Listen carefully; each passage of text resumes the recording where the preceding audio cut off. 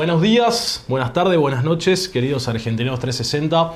Hoy estamos acá presentando un nuevo episodio del podcast de Argentina 360. Yo soy Lorenzo Rey, a mi izquierda lo tengo a un gran amigo y casi economista, Facu Rojas. Facu, ¿cómo estás? Bien, muy bien. Muchas gracias por el espacio. Estoy muy ansioso porque el tema que vamos a ver hoy me resulta completamente apasionante. La verdad que sí, es un tema muy lindo. Y viniendo para acá y pensando un poco en el programa, digo, hay una generación que estudió más que sus padres, que es emprendedora, que hace changas, que trabaja, y sin embargo nunca alcanza. Entonces, ¿qué pasa con esta idea de aumentar el patrimonio? ¿Por qué no nos enseñaron a invertir, a ahorrar? Entonces vamos a charlar un poquito de la educación financiera y de la ansiedad económica que hay sobre todo en los jóvenes. Y qué más lindo que hacerlo en el edificio de la Bolsa de Comercio de Buenos Aires, precisamente en el despacho del director de la Fundación de la Bolsa de Comercio de Buenos Aires, Manuel Ollamburu, economista y docente. Hola Manuel, ¿cómo estás? Gracias. Un placer, por recibirnos Lorenzo, acá. Facundo. Muchas gracias a ustedes por la participación, Argentina 360. Así que bueno, un placer que estén en mi oficina. Bueno, gracias Manuel. El placer es todo nuestro. Para arrancar un poco el programa, quiero salir de la economía. ¿Quién era Manuel antes de ser economista? Manuel, antes de ser economista, y nada, un chico del interior de la provincia de Buenos Aires, de la ciudad de Chivilcoy, muy amiguero, con un lindo grupo de amigos que al día de hoy mantengo, con una linda familia. Fui a colegio público, tanto la escuela primaria como mi secundario lo hice en escuela pública. Y llamativamente hubo una reforma educativa, siempre lo cuento esto, y no tuve matemática en quinto año, y me costó, cuando entré aquí en la Universidad de Buenos Aires a estudiar, me tuve que preparar en un instituto, porque me costaba bastante álgebra y análisis, era todo un desafío, yo no me acordaba nada. Por suerte las pude aprobar muy bien y hoy probablemente matemática sea de las materias que más me gusta y que más disfruto y que hoy puedo brindar además como profesor.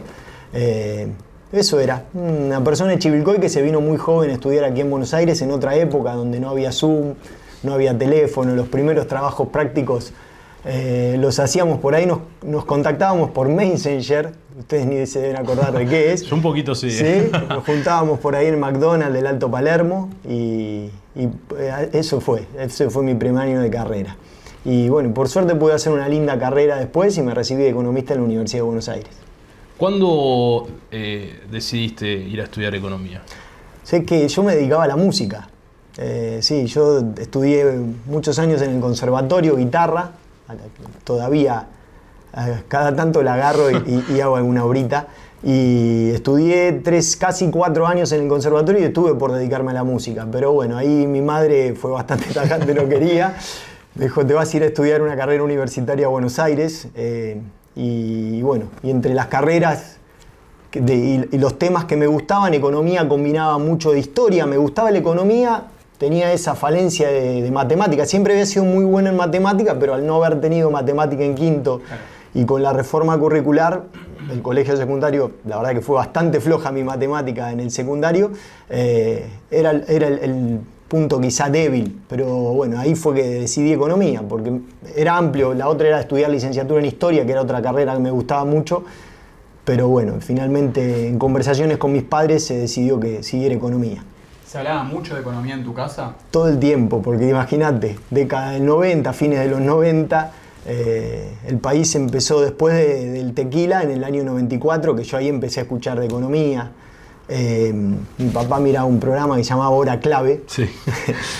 y se hablaba todo el tiempo y me acuerdo mucho de la crisis del tequila. Yo era chico, pero mi padre miraba ese programa por televisión y nos quedábamos mirándolo. Y bueno, ahí empecé a escuchar el tema de la devaluación en México. Argentina después tuvo una crisis muy importante, que todas las familias de clase media, como era mi caso, la sufrimos. Y sí, se hablaba mucho en ese sentido. Y después imagínense que cuando yo me vengo para Buenos Aires en el año 99, me vengo a estudiar, al poco tiempo se desata una crisis muy, muy fuerte. Así que se seguía hablando de economía y yo era un estudiante de tercer año y me preguntaban, ¿y qué crees que va a pasar? Y la verdad que no no tenía mucha idea de lo que podía llegar a pasar antes, ¿no? Siempre te preguntan, cuando uno estudia economía, ¿qué va a pasar con el dólar? Sí. ¿Cómo crees que esto se va a desenvolver? ¿Y qué fue, digamos, lo primero que aprendiste de la economía? Lo primero que aprendí de la economía es que la economía es una ciencia social. Eso, que no, es muy difícil predecir lo que puede pasar, porque somos muchísimas personas, seres humanos, tomando decisiones. También aprendí que si bien en la economía creemos que tomamos decisiones racionales, no siempre somos seres que toman decisiones racionales, y eso fue lo primero que aprendí, lo difícil que es predecir lo que puede pasar. ¿Y hubo algún docente o libro o conversación que te acuerdes en tu época de estudiante que te haya marcado? Sí, muchísimas, muchísimas. Me acuerdo de mi profe de Macro 2, José María Fanelli, Una una eminencia. Yo lo tuve. Hoy tengo el placer de tener una muy linda relación con Roberto Frenkel, otro crack. que no fue profesor mío, Roberto, y hoy tengo el placer de compartir con él, ser autoridad del posgrado de Mercado de Capitales. Él es el director junto con Sebastián Katz, otro enorme economista. Otra bestia, sí. Y bueno, yo soy coordinador académico del posgrado. Yo no lo tuve ni a Roberto ni a Sebastián, pero sí me acuerdo de José María Fanelli, me acuerdo de sus clases, me acuerdo de una clase, aquí voy a pecar de mi memoria, no recuerda quién me dio la clase en Macro 1, de un profesor que nos habló del impacto que tenía la inflación sobre el comportamiento de las personas, ¿sí? Porque en realidad ven cómo su esfuerzo y su trabajo no se ve, va perdiendo valor. Eso no es el dinero, es el esfuerzo y el trabajo de las personas lo que va perdiendo valor con la inflación, y cómo eso afecta hasta la psicología humana. Y sí, tengo muchos recuerdos de la facultad. Me ha formado. Hoy, antes de empezar con la entrevista, hablábamos de lo importante que es un montón de temas que en el momento uno no los toma en cuenta, dice esto para qué me sirve, y después con el correr del tiempo te caen fichas y decís, wow, qué bárbaro, qué importante haber aprendido esto o haber escuchado a este profesor. Y en ese momento, cuando estabas estudiando, ¿qué pensabas que era ser exitoso? Y en ese momento, cuando estaba estudiando, era recibirme, tener un buen pasar económico en el futuro y poder vivir de mi profesión. Creo que eso era. Hoy me parece que, con el tiempo, creo que es otra cosa. Hoy, actualmente, para mí pasa mucho por la familia. Después de que uno es padre, cambia totalmente la visión del mundo. Hoy, para mí, ser exitoso es que mi hija sea feliz. ¿Y hoy, intelectualmente, qué te obsesiona? Intelectualmente, no sé si la palabra es obsesionarme, pero sí me interesa mucho cómo transmitir los conocimientos. Eso que hablábamos justamente también antes de empezar la entrevista. Cómo poder captar el interés de una generación nueva que tiene mucho más ansiedad, que no está acostumbrada a escuchar durante mucho tiempo algo, que quiere velocidad, rapidez, porque hoy el celular son todos videos cortos y reels y videitos de 2 minutos, y cómo captar la atención de esa nueva generación para que se forme de la mejor manera. Nosotros aquí en la Fundación, una gran parte de lo que hacemos es educación financiera. Yo además soy profesor en distintas instituciones importantes, y el tema de cómo transmitir, cómo hacer que a la nueva generación le interese de la mejor manera con estos nuevos medios que tenemos es algo que me apasiona mucho. Ahora vamos a hablar un poco de lo que hace la Fundación, lo que haces vos, tu rol, pero ¿qué te motivó a enseñar? ¿Por qué ser docente?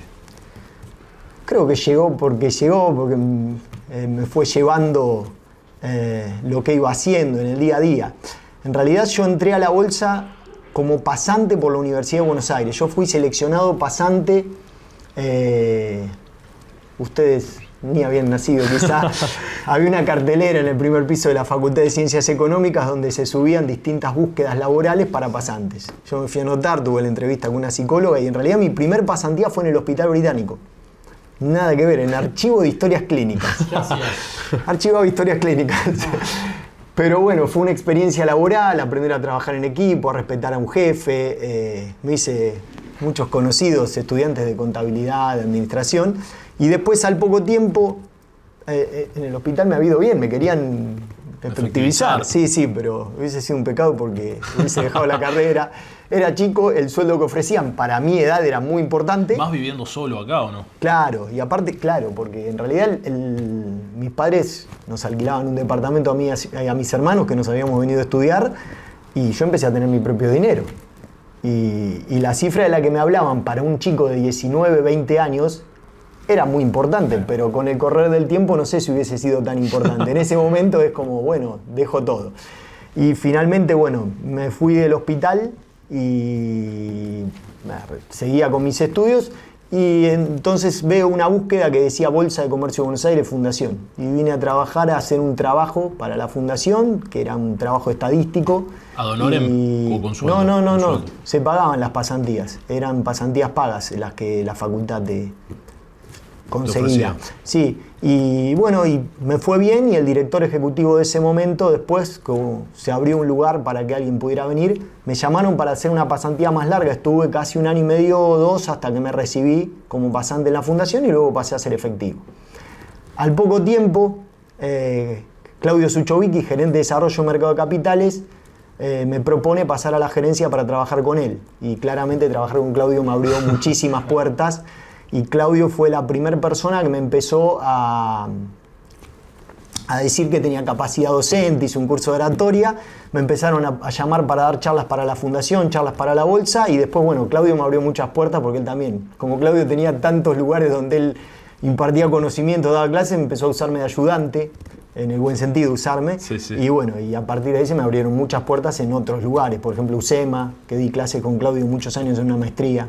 Entonces fue gracias a Claudio que llegaste a ser docente. Yo creo que sí, un poco gracias a Claudio y un poco gracias al exdirector de la fundación, una persona, se llamaba porque falleció Héctor Blas González, a quien yo le tenía mucha estima, fue director ejecutivo muchos años y también él me quería mucho, yo había entrado como él como pasante y me empezó a llamar para dar los cursos acá, así que puedo decir que fueron como las 2 personas que me dieron el puntapié para ser docente. Sí, también, si tengo que mencionarlo, tengo que mencionar a José María Danilo Pastore, que era el presidente del comité ejecutivo de la fundación, también fue muy importante. Y hoy cuando estás en un aula, ¿qué es lo que te preocupa de esos pibes de 20, 25 años? Más que preocuparme, veo que por ahí quieren todo ya, o sea, les cuesta mucho entender esto que hablábamos antes de que van a haber muchos conceptos, muchas cuestiones que por ahí lo ven como poco importante en el momento y les cuesta entender que en algún momento eso les va a servir. Y tener todo a mano, hoy en un teléfono, en internet, en el chat GPT, hace como, bueno, esto no me interesa, total, de última lo busco en el teléfono. Y es todo un desafío para el que está enfrente de esos chicos dando clases, porque tenés que tratar de convencerlos en el buen sentido de que sí importa saberlo, más allá de que después esté en Google, en el chat GPT y que tienen la IA, que lo tienen que saber, lo tienen que internalizar y tienen que aprender que eso les va a servir para sacar conclusiones, no solo para un tema específico de su carrera, en la vida. Hablábamos recién un ratito de esto, ¿no? Si hoy tenés un pibe de 20 o 18 años enfrente y lo tenés que convencer de que estudie una carrera. No te voy a preguntar qué carrera, pero ¿qué le decís para convencerlo de que arranque a estudiar cualquier cosa? Que le va a abrir la cabeza, que le va a ayudar en la vida, que le va a ayudar no solo después quizá económicamente, le va a dar una herramienta más en términos económicos, porque quizá nunca se dedique a lo que estudió, pero va a tener ese título abajo del brazo que le va a servir el día de mañana o para conseguir un trabajo en relación de dependencia, o claramente si yo llamo a alguien para hacer una entrevista y alguien tiene un título universitario y alguien no, yo valoro que tiene título universitario, habla de algo, habla de una trayectoria. Pero más allá de eso, lo que decía, conocimiento te abre la cabeza, conoces compañeros, conoces gente, escuchás distintas visiones de profesores que vengan de distintas materias, me parece que suma mucho, ¿no? ¿Y sentís que el sistema educativo prepara a la gente para ganar plata o solamente para trabajar? Depende, me parece que hoy la educación pública, o sea, todo lo que es universidades públicas, quizá no están preparando empresarios y ahí es donde creo que hay que compatibilizar un poco. Hay universidades privadas que solo forman personas para que salgan al mundo laboral, empresario. Y la universidad, por lo menos lo que era la carrera de economía en la Universidad de Buenos Aires cuando yo estudié, era todo lo contrario. Recién lo hablábamos, yo no había visto lo que era una acción. La materia mercado de capitales, no sé si sigue, creo que sigue siendo optativa, no lo sé. Yo no la tuve obligatoria. Por eso era Hace optativo. poco cambiaron el plan de estudios para economía, que pusieron ahí la primera materia que es economía financiera. Bueno. Hace un año. Sí, es un gran paso ese, es un gran paso porque no teníamos finanzas prácticamente. Cálculo financiero. economía. Optativa claro, también para nosotros. Cálculo financiero era optativa. Sí. Y me parece muy importante que haya entrado todo eso dentro de la carrera de económicas. Entonces, en ese sentido, creo que hay que combinar ambas. Hay que tener un marco teórico, conceptual, historia, y después tenés que tener materias que te preparen para sentarte en una silla en una empresa y empezar a trabajar. Sí, pero yo lo que veo es que en una carrera que es economía hay una sola materia que es de finanzas. ¿Por qué crees que la educación financiera sigue siendo tan baja hoy en día? La verdad que no tengo una respuesta de por qué hay poca... estamos hablando puntualmente de la Universidad de Buenos Aires o alguna facultad en particular. En general, en los colegios también. Ah, bueno, está bien, en los colegios. En general, la educación no está abocada a las finanzas. No hay ninguna base de educación financiera en casi ninguna institución. Me parece que bueno, es una falla. Claramente lo que hay que tratar es empezar a vincular algunas materias que ya existen en la escuela secundaria con el mundo financiero. Por ejemplo, encarar la matemática aplicada, no tan abstracta. Me parece que eso puede servirle a los chicos también para engancharse. Entonces, matemática es una materia que se relaciona prácticamente con todo. Sí. Y un área muy importante de la matemática es las finanzas. Entonces podrían claramente llevar parte de esos conceptos matemáticos al día a día de las finanzas. Después tienen economía los chicos también en la escuela y por ahí también aprovechar muchos conceptos económicos y llevarlos a la toma de decisiones en las finanzas, tanto corporativas como finanzas personales. Y también contabilidad. Los chicos tienen contabilidad y aprenden cómo se hace un asiento contable y después salen y no tienen claro qué es el activo, qué es el pasivo, cómo analizarlo, qué es un flujo de caja. Bueno, quizá lo que hay que hacer es empezar a adaptar materias que ya existen, porque no estamos hablando de nada nuevo, matemática, economía, contabilidad, pero darle un enfoque que sea más útil para los alumnos. Me parece que quizá eso es lo que está fallando, el enfoque. Ahora hay muchas provincias que han aprobado la ley para que la educación financiera sea obligatoria en los colegios secundarios, pero de vuelta, tiene que estar bien encarada, porque si no es solo decir, bueno, che, ahora tiene educación financiera. Pero hay que encararlo bien, tiene que estar bien encarada esa materia en el marco de otras materias muy importantes. De vuelta, matemática es vital, historia, contabilidad, economía. O sea, ¿crees que la educación financiera tendría que ser obligatoria a partir de qué nivel? Yo creo que las finanzas son una combinación de muchas materias, no es solo eso, administración también, pero te diría que en algún momento tendría que haber un enfoque puntual, me parece que a partir de cuarto o quinto año, puntualmente. Tercero podría ser, no sé si la verdad que no lo sé, pero no sé si los chicos de menos de 14 años están en condiciones de entender, quizá más como un juego, empezar a trabajar con el concepto del dinero, qué es. La importancia del ahorro. La importancia del ahorro y el ahorro volcarlo a algo, a la inversión, ¿sí? Que los chicos empiezan a entender este concepto que para nosotros es tan sencillo de entender, que es el valor tiempo del dinero. Pero yo lo haría jugando con otras materias. No sé si poner directamente la materia finanzas a partir de los 10 años, porque un chico de 10 años todavía no tiene conceptos matemáticos, no tiene conceptos de vocabulario. O sea, yo no soy especialista en educación primaria ni jardín, nada, pero lo que tengo claro es que si alguien no sabe leer y escribir y no sabe sumar y restar, no le podemos dar educación financiera. O sea, primero que aprendan a leer y escribir bien, que interpreten bien un texto cuando lo leen, que sepan sumar, restar, dividir y multiplicar, y después sí podemos empezar a hablar de matemática financiera. Ahí hablaste hace un ratito de la inversión y el ahorro. ¿Vos creés que el argentino promedio le tiene miedo a la inversión? Yo creo que el argentino promedio puede ser que no tenga para invertir. Okay. Sí, el tema es, vamos a hablar de la clase media que puede llegar a tener un ahorro, porque claramente hay un sector de la economía argentina que probablemente no llegue a ahorrar. Dentro del sector que llega a ahorrar, tantas veces han roto contratos que lo que encontramos es que el ahorro se fue a dólar y el dólar afuera del sistema financiero. Quiero estar lejos del Estado que rompe contratos y que si sabe que tengo este dinero y este patrimonio me va a matar a impuestos. Y así ha funcionado el argentino, y en realidad el ahorro argentino se ha fugado en el sentido de que está fuera del sistema y dolarizado, y no ha permitido ese ahorro generar inversión en la economía. Me parece que en los últimos años se ha hecho un trabajo enorme desde la Bolsa, desde la fundación de la Bolsa, y no solo desde el mercado de BIMA y Bolsa de Comercio de Buenos Aires, sino también los otros mercados y muchos grupos como ustedes jóvenes para tratar de incentivar que esos ahorros se vuelquen a inversiones a través de un ON, a través de una acción, y me parece que la generación futura va a ser muy distinta. ¿Y qué cambia en una sociedad cuando se empieza a entender qué es el dinero, la inversión? Mirá, está comprobado que cuando hay un mejor manejo de las finanzas individuales de cada persona, eso tiene un impacto en la macro. Claramente que tiene un impacto en la macroeconomía, porque en realidad es cada persona buscando lo que nos dicen los libritos, buscando siendo más eficiente en el manejo del ahorro. Entonces de ahí pasamos de las decisiones micro, donde la persona es racional y eficiente y trata de buscar la mejor alternativa para su ahorro, que claramente no es guardar dólares en una caja de seguridad. Yo hoy diría esa es la peor alternativa, porque en realidad tenés que pagar, y yo creo que eso puede tener un impacto en la macro. ¿Qué necesitamos para que eso se dé? Bueno, tratar de mantener normas estables y que se cumplan durante un tiempo prolongado.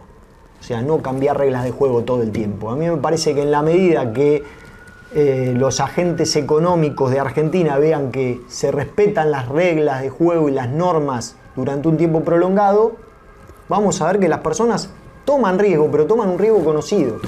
El problema es cuando vos, o sea, ustedes quizá eran muy chicos o no habían nacido probablemente, pero acá hubo una confiscación de depósitos donde hay gente que le dijeron 1,40 más ser. 10 años antes tuvimos un plan Bonex. Veníamos un default, después otro default, después... Entonces es muy difícil que alguien confíe cuando quien está rompiendo los contratos es el Estado. Yo siempre digo lo mismo, acá hubo un default aplaudido en el Congreso Nacional. Nuestros legisladores se pararon a aplaudir un default. ¿Sí? No es un tema menor. Si los que hacen las leyes aplauden no cumplir un contrato, es complicado. Me parece que con el correr de los años, ojalá nos olvidemos de todas esas cuestiones, empiecen a cumplir las normas y las personas, sabiendo de finanzas, van a poder tomar riesgos o gestionar los riesgos, pero los riesgos que uno puede conocer. En realidad, que alguien te diga, bueno, si tenés un depósito en el banco, quizá no te devuelvan la plata, no es un riesgo que en otros países se analiza. ¿Crees que esta generación está encaminada a eso? Yo pienso que sí, necesitamos 3, 4, 5 años donde no nos encontremos con ningún cisne negro, digamos, llamando cisne negro a estos eventos donde la probabilidad de que un banco se quede con o no te devuelvan el dinero, o si hiciste un depósito en una moneda te lo devuelvan en otra, o que las personas tengan miedo de una confiscación de depósitos, es como que en otros países no ocurre. A mí me parece que de a poquito eso, pero hasta no hace mucho, en redes sociales, cada vez que vemos que la inflación se dispara, el dólar se dispara, uno empieza a ver que hay en redes sociales muchos que dicen, no, hay que sacar la plata, se viene un corralito, un corralón y las cuasimonedas, y quedó un golpe muy importante en muchas personas después. Hay gente que perdió todos sus ahorros. Y yendo puntualmente a las personas, ¿no? ¿Qué hábitos para vos separan a quienes logran construir una riqueza de quienes más bien viven apagando incendios? Yo pienso que los que logran construir una riqueza desde cero, porque si alguien ya tiene una herencia es mucho más fácil, ¿no? Ya nace con una riqueza. Primero es el trabajo. ¿Sí? Eso es lo que hay que... El dinero se hace trabajando. Es muy difícil hacer el dinero desde cero invirtiendo. Primero trabajo, porque hay que generar flujo. ¿Sí? Y después siendo muy prolijo en los gastos y los ahorros, en la administración de ese dinero, y después tomando decisiones y capitalizando esto que hablamos tanto, la octava maravilla del mundo, de la que habla, de que supuestamente fue Einstein el que dijo la frase, la capitalización, la paciencia, el tiempo, ¿sí? Capitalizar y darle tiempo a ese flujo que uno va ahorrando y lo va tratando de invertir en esto que tanto enseñamos nosotros, que es al mejor rendimiento posible para determinado nivel de riesgo. O sea, mientras más tiempo yo tenga, puedo tomar más riesgos, por lo tanto el rendimiento de mediano plazo debería ser más alto, capitalizar y darle tiempo a esa inversión, probablemente 20, 30 años. Cuando alguien ya tiene un patrimonio es más fácil, cuando alguien ya parte de un patrimonio relativamente alto es mucho más fácil, pero también hay que cuidarlo, hay que protegerlo. Sí. Hay que seguir generando flujo porque el stock nosotros sabemos que tener mucho stock, si uno no sigue generando flujo hacia adelante, no sirve de nada. Totalmente. En esta línea de la educación financiera, ustedes en la bolsa hacen mucho, ¿no? Por ello. Precisamente, ¿qué trabajan en la fundación? ¿Qué hacen? Contale a la gente que no sabe lo que es la fundación de la bolsa es una institución que podríamos decir que es como el área académica de la bolsa, el área que se dedica a difundir, promover la educación financiera y trabajos que estén vinculados con esto. De hecho, el estatuto de la fundación prevé que tenemos que promover la educación, fortalecer todo lo que es el ámbito financiero, especialmente en los más jóvenes, ¿sí? Y entre otras cosas, no solo lo financiero, varios aspectos educativos, porque también habla de la sociología, del derecho, de la economía. Y bueno, tratando de cumplir este objetivo, dictamos muchas capacitaciones, muchas son gratuitas, apuntadas a estudiantes universitarios o a público general. Muchas tienen un arancel, pero es muy bajo y es accesible en relación a otros precios de mercado. Entregamos distinciones a alumnos que por mérito terminaron siendo el mejor promedio de los colegios con especialización en Administración y Economía de la Ciudad de Buenos Aires. Es un premio que la Fundación entrega hace muchos años. Tenemos un programa de becas para alumnos distinguidos y destacados. Tenemos una serie de programas de capacitación también para esos alumnos. Ahora estamos trabajando en un muy lindo proyecto con clubes de barrio, junto con el grupo joven de la Bolsa de Comercio de Buenos Aires. Y eso es un poco lo que hace la Fundación durante el año. Charlas, seminarios, tratamos también de hacer seminarios de actualidad y ahí hacemos foco en trabajar con los ALICs, ¿sí? Invitamos muchas veces a través de la Cámara de Agentes de Bolsa a ALICs y organizamos seminarios sobre actualidad de mercado, cambios de normativa. Esa es un poco nuestra función. ¿Cómo se financia la fundación? Con estos cursos que decís que son pagos. La fundación recibe una donación de la Bolsa de Comercio de Buenos Aires, ¿sí? Que permite financiar una parte de la actividad. Tenemos una donación y un usufructo de unos bonos y después es todo autosustentable a través de los cursos que cobramos, ¿sí? Y así financiamos la actividad. Estamos en el edificio de la Bolsa, por lo tanto la locación también es algo que la Bolsa nos otorga y esa es la manera en que la Fundación se sostiene. ¿Y cuánta gente trabaja hoy en la Fundación? Es un equipo relativamente chico, tenemos un cuerpo docente mucho más grande. Somos 4 personas, yo soy el director y tengo un equipo de 3 excelentes profesionales que me acompañan. Yendo a eso, para que una persona trabaje con vos en la fundación o con vos digamos, en la docencia, ¿qué es lo primero que buscas en esa persona? La fundación es más equipo administrativo y te diría hoy, quizá en algún momento ojalá podamos ampliarlo. Estamos pensando por ahí a través de alguna pasantía en ampliar el equipo de la fundación en aspectos administrativos, diseño, redes sociales, que es lo que hace mi equipo, temas vinculados con la contabilidad de la fundación. Pero para el cuerpo docente tiene que ser un profesional graduado en alguna carrera de economía, finanzas o afín. Si tiene una maestría o un posgrado, mejor todavía. Tener experiencia en el mercado de capitales. Tenemos algunos profesores que no son graduados universitarios, pero que tienen una trayectoria de 20 años en el mercado y son idóneos en la Comisión Nacional de Valores, que también es otro aspecto que consideramos. Y además de todos esos laureles académicos de conocimiento de trayectoria, lo que necesitamos es que sean buenos docentes. Y para eso le tiene que gustar dar clases, ser responsables y saber transmitir, que no es fácil. No es fácil. Hemos tenido muchas veces profesionales de primer nivel con muy buenos promedios de carrera de grado, maestrías, trayectoria en el mercado, conocimiento, y los sentás adelante de un grupo y son tímidos o les da vergüenza o se ponen muy nerviosos, no pueden comunicar, no lo saben hacer, los hemos vuelto a probar y no pasa solamente por saber mucho, sino es saber y además saber transmitir. Nos damos cuenta de eso cuando tomamos encuestas, escuchamos mucho a nuestro público, es muy importante saber lo que el público opina, entonces tomamos siempre encuestas. Por suerte nos va bien, tenemos buenas respuestas del público. Feedback. Sí, el feedback es siempre muy bueno. Facu, ¿querés inaugurar la sesión nueva en este programa? Bueno, Es una nueva sección en la que vamos a ver distintos datos de coyuntura y de economía que surgen distintos disparadores interesantes para discutir un poco el futuro. Las chicas de producción hicieron la tarea, nos pasaron algunos datos y algunas preguntas disparadoras. Bueno, a ver si las podemos ir contestando. Vamos a ver.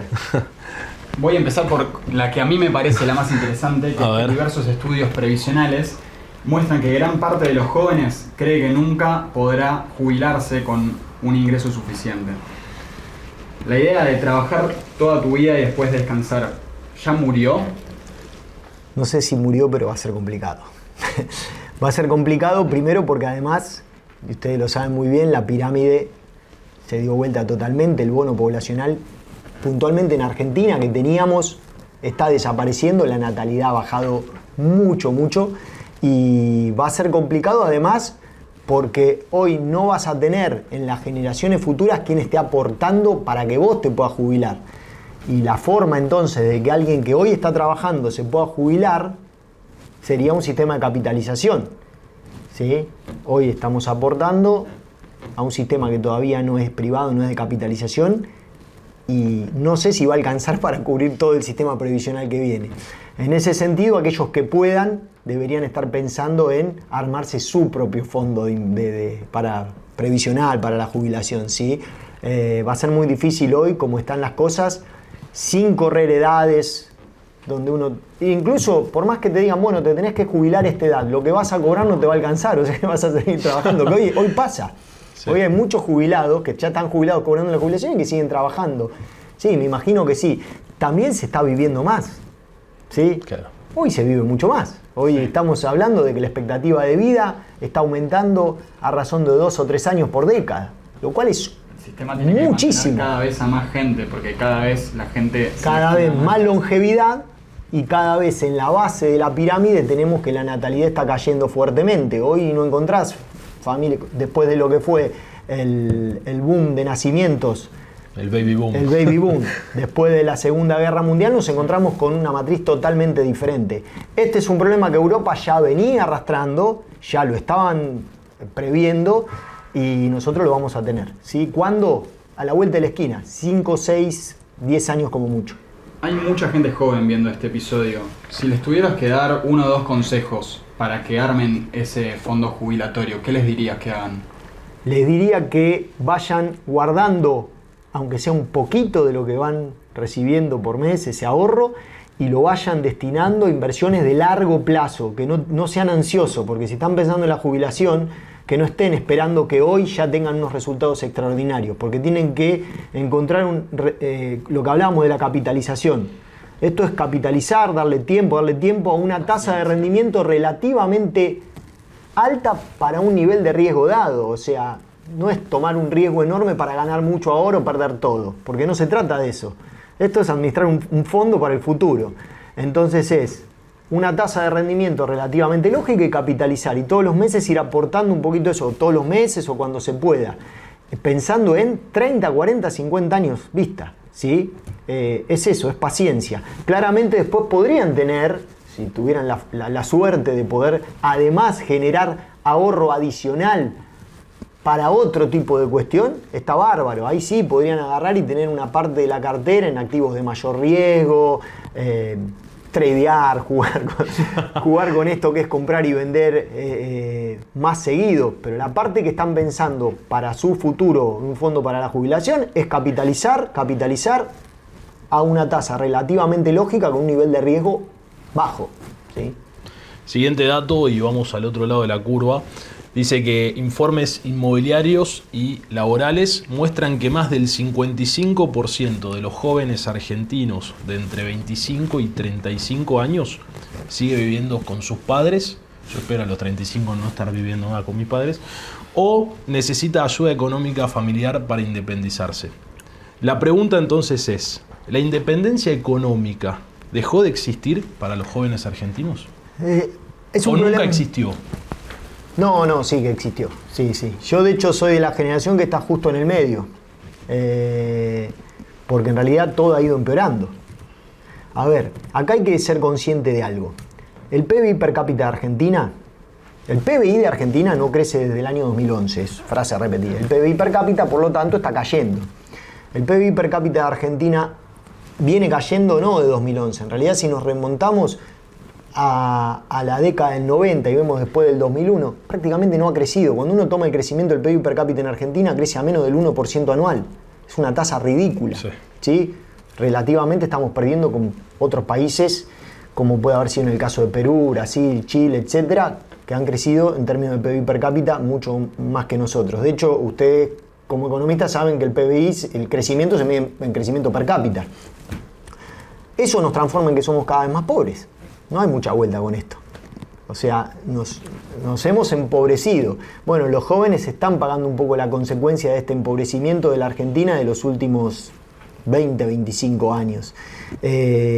Mientras no salgamos de esta espiral donde el PBI per cápita no crece, claramente va a ser más complicado, porque en realidad es lo que yo siempre planteo, se está repartiendo la misma torta, una torta apenas un poquito más grande entre mucha más cantidad de personas. Cuesta, ¿por qué? Porque además no tenés salidas de crédito hipotecario que te puedan permitir comprar. Y además, y esto es muy importante, en la generación de mis padres, la casa se la compraba el padre. O sea, a mi mamá y a mi papá, el terreno para hacerse la casa se lo regaló mi abuelo, el papá de mi mamá. ¿Saben qué estudios tenía mi abuelo? 3er grado. Nada más. Mi abuelo, con 3er grado, trabajando muchísimo, viajó por Europa, se compró, tenía 2 casas, 3 autos, o sea, le ha ido muy bien. Trabajaba y ganaba. Y lo podía ver reflejado en su patrimonio, una persona que apenas tenía 3er grado terminado. ¿Sí? Mi mamá y mi papá, título universitario, nos pudieron hacer estudiar, ya es un montón. ¿Sí? Pero cada vez costaba más. O sea, ya no nos pudieron comprar una casa cada uno. Es bueno. Claro. Acá les di el título, fíjense ustedes. Y yo estoy pensando en el futuro de mi hija, estoy pensando, che, ¿qué le puedo dar? ¿Qué le puedo dejar? ¿Le podré dejar lo que me vinieron dejando a mí? Es como que cada vez cuesta más. Yo tengo una sola. Claro, mis hijos eran 4 y uno va tomando decisiones también en base a eso. Lo que vemos es un país cada vez más pobre. En la medida que el país salga adelante, se crezca, creo que los jóvenes van a poder salir de esto, porque es una cuestión de la macro Argentina. Todos estamos un poco más pobres. Hoy, para un padre, le cuesta mucho más ayudar a su hijo. Es decir, o te pago la carrera universitaria, ¿sí? Afronto la carrera universitaria, o trato de ayudarte a ver si te podés comprar un departamento. Lo ideal sería que existan créditos hipotecarios donde ustedes puedan comprarse el día de mañana un departamento a 40 años, que es lo que ocurre en otros países del mundo. Sí, de hecho hay gente que paga su casa toda la vida. Toda la vida, y está bien, es como debe ser. Bueno, de vuelta, necesitamos una economía ordenada, donde se cumplan normas, donde la moneda funcione como moneda, y me parece que yo soy optimista. Déjenme ser optimista, déjenme pensar que en 3 o 4 años Argentina va a poder volver a tener crédito hipotecario en serio, de largo plazo, y toda la generación de ustedes que trabaje y se sacrifique, que como lo hizo mi abuelo, va a poder comprarse su casa, dejar de vivir con sus padres y va a poder ahorrar para su jubilación. No, seguro, que aparte del crédito es un encadenamiento de producción y de productividad y de crecimiento del PBI que bueno, necesario también. Sí, lo que pasa es que nosotros somos de la finanza, sabemos que para dar crédito primero tiene que haber ahorro antes. Exactamente.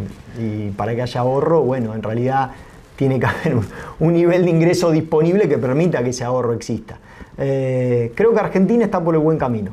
¿Sí? Me parece que está por el buen camino. Esperemos que sigamos en esta senda de tratar de corregir las cosas. Por lo menos dejamos de hablar incoherencia. Estamos hablando de que, bueno, che, gastar mucho más de lo que recaude el Estado, si emitimos no pasa nada. No, sí que pasa. Hay inflación, generas un problema con la moneda, los problemas con la moneda te generan problemas de toma de decisiones empresariales, baja la inversión. Pero necesitamos un shock de inversión fuerte. Argentina necesita hacer que la inversión vaya al 23-24% del PBI mínimamente, por lo menos por 7-8 años. Facu, siguiente dato. Siguiente dato. Estudios de salud mental en jóvenes argentinos muestran que el dinero aparece entre las principales fuentes de ansiedad.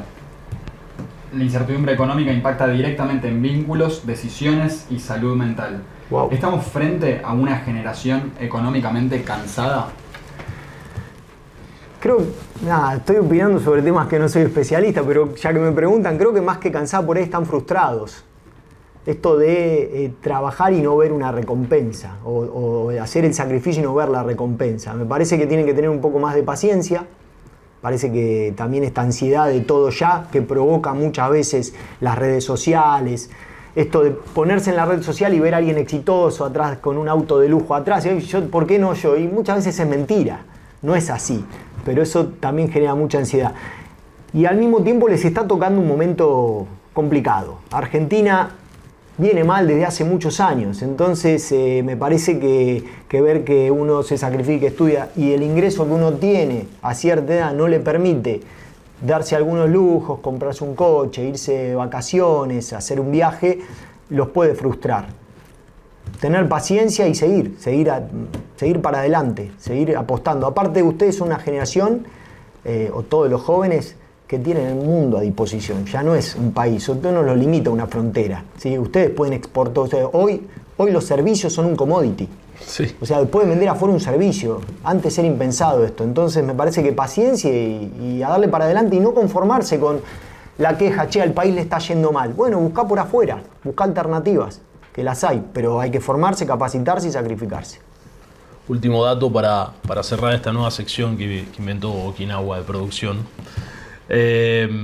Creció fuertemente la cantidad de jóvenes que invierten a través de apps financieras y de billeteras virtuales.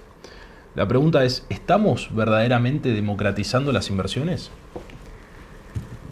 Bueno, hay una democratización de lo que es más que las inversiones, todo lo que es el acceso al sistema financiero. ¿Sí? Hoy por hoy los bancos están obligados a abrir una cuenta, muchos bancos dan cuentas gratuitas y lo que ha generado la tecnología y la fintech es que cualquiera con un teléfono accede a el mercado internacional, a criptos. ¿Es peligroso eso? Es peligroso en el sentido de que las personas hagan cosas que no saben lo que están haciendo, o tomen riesgos que desconocen, o estén metidos o crean esto de que se vende tanto por redes, de que te podés hacer millonario de un día para el otro y entran en sistemas Ponzi o en estafas piramidales. En ese sentido es peligroso. Yo creo que la democratización, si así queremos decirlo, como la democracia, necesita también educación. Y ahí es donde la formación en finanzas es importante. Sobre todo lo que nosotros hacemos mucho hincapié. Para que haya un rendimiento, del otro lado tiene que haber alguien que lo produzca. Para que haya un rendimiento tiene que haber alguien que lo produzca. Si a mí me prometen un rendimiento del 20% mensual en dólares, tiene que haber una producción en la economía real que esté generando 20% mensual en dólares. Y no existe una actividad en la economía real, legal, que genere 20% de rendimiento en dólares mensual. Entonces las personas tienen que saber que cuando hay un rendimiento que se les promete, que es exagerado, es mentira. O está tomando un riesgo enorme. ¿Qué es un riesgo enorme? Que muy probablemente ese rendimiento pueda no darse e incluso pueda perder en lugar de terminar ganando. Y me parece que la democratización ahí sí tiene que venir acompañada de información. Que eso es lo lindo, perdón, que te interrumpa. Sí. Es lo lindo del mercado de capitales y de la bolsa. ¿Nosotros qué hacemos? Transparencia. Tomá, acá tenés la información, tomá la decisión, ahí tenés la información de la empresa. Eso es el mercado de capitales, eso son las bolsas. Transparencia, información, las empresas que cotizan abren la información al público, acá está mi balance, ¿sí? Eso es importante. No, esto que dice Manuel es importantísimo por las estafas financieras, ¿no? Que hoy en día todos los jóvenes, de hecho, amigos que le han pasado, y el poder de la información, digo, porque mientras más información tengas, la decisión que vas a tomar tiende a ser, digamos, más eficiente o más certera, capaz. Entonces, el problema de las estafas financieras está muy en la boca de todos. ¿Por qué? Por esto que vos decías de que la comunicación va tan rápida y la ansiedad de nuestra generación es tan rápida que vos ves un pibe que tiene 20 años con un auto zarpado que vuela en primera clase, claro. Entonces vos decís, yo quiero llegar a eso, y bueno, y te metes en esa piramidal, en esa Ponzi. Manuel, ¿qué hábito cambia económicamente la vida? ¿Qué hábito cambia económicamente la vida? ¿Qué hábito económico me querés decir vos? Exactamente, te cambia la vida. Yo creo que hay un cambio muy grande cuando uno es padre, por lo menos es lo que me pasó a mí. Porque dejás de pensar en vos para empezar a pensar más en tu hijo que en vos. Por lo menos es lo que me pasó a mí como padre. En ese sentido es que la vida me ha hecho un cambio de hábito. Yo trato de gastar dinero disfrutando con mi hija y mi esposa y mi familia y salir, disfrutando con mis padres de ir a comerme un asado. En ahí, Chivilcoy. Sí, en Chivilcoy o cuando ellos vienen de salir y yo creo que para mí eso no es un gasto. Yo lo disfruto, viajar. Y después uno trata de ser cuidadoso en el sentido de siempre obviamente tratar de tener un ahorro porque uno no sabe qué depara el futuro, entonces cualquier contingencia y además pensando en el hijo de uno, ¿no? Pensando en el futuro de mi hija, la educación, el colegio. Eso es lo que a mí en lo personal me cambió. Cuando yo era más chico no había tanto... Yo tenía la edad de ustedes en pleno 2000, 2001, así que imagínense lo que era la Argentina. Y era, bueno, lo que se tenía se gastaba. Claro. Era lo que se tenía se gastaba y era tratar de buscar actividades que no generan demasiadas erogaciones porque no había dinero. Y por eso les contaba cuando empecé a trabajar en mi primera pasantía que me encontré con dinero que para mí era un montón, ¿sí? Para la edad que tenía. Me acuerdo, me iba a Mar del Plata de vacaciones, me sobraba, decía, wow, qué bien que estoy. Pero en ese momento uno no piensa, por lo menos mi generación no pensaba tanto en el futuro cuando teníamos 20, 25 años, que quizá era por eso, porque estábamos en una crisis muy, muy fuerte. Para ir cerrando, Manuel, esta entrevista, ¿qué legado te gustaría dejar desde la educación? ¿Qué legado me gustaría dejar? Bueno, nada, que haber dejado ya con que algún alumno que en algún momento tuve, en algún momento diga, me acuerdo de Manuel, qué bárbaro, qué buen mensaje me dejó, o, che, qué bien Manuel acá, cómo me formó, esta decisión la tomo y se acuerde de mí como profesor, ya para mí es demasiado. Hermoso. Bueno, Manuel, muchas gracias. Desde Argentina 360 te hacemos un presente, bueno, el cuaderno tan característico y por supuesto las revistas, la primera y la segunda edición. Para que las leas, las disfrutes. Acuérdense de seguirnos en redes sociales, de ver este video en YouTube, suscribirse y en Spotify también. Manuel, gracias, ha sido un placer. Facu, gracias y espero que lo hayas Facu, disfrutado. Bueno, tremendo, la verdad que muchísimas gracias por la entrevista, me sentí muy a gusto. Muchísimas gracias. Conversar con vos. Muchas gracias.